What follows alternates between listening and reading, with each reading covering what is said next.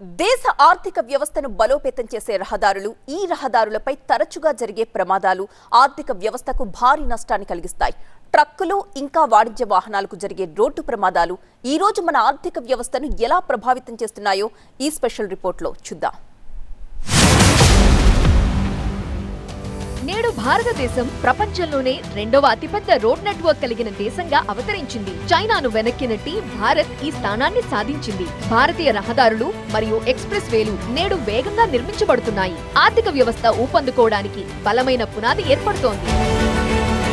కానీ ఈ అభివృద్ధిలో రహదారులపై ప్రమాదాలు కూడా నిరంతరం పెరుగుతూనే ఉన్నాయి.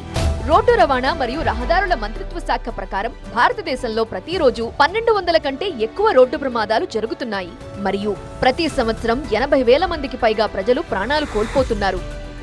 ఈ ప్రమాదాల కారణంగా దేశ జీడీపీ కూడా దాదాపు 5 నుండి 7% నష్టాన్ని చవిచూస్తున్నది. 2021 సంవత్సరంలో దేశవ్యాప్తంగా దాదాపు 37.3% వాణిజ్య వాహనాలు రోడ్డు ప్రమాదాల్లో చిక్కుకున్నాయి.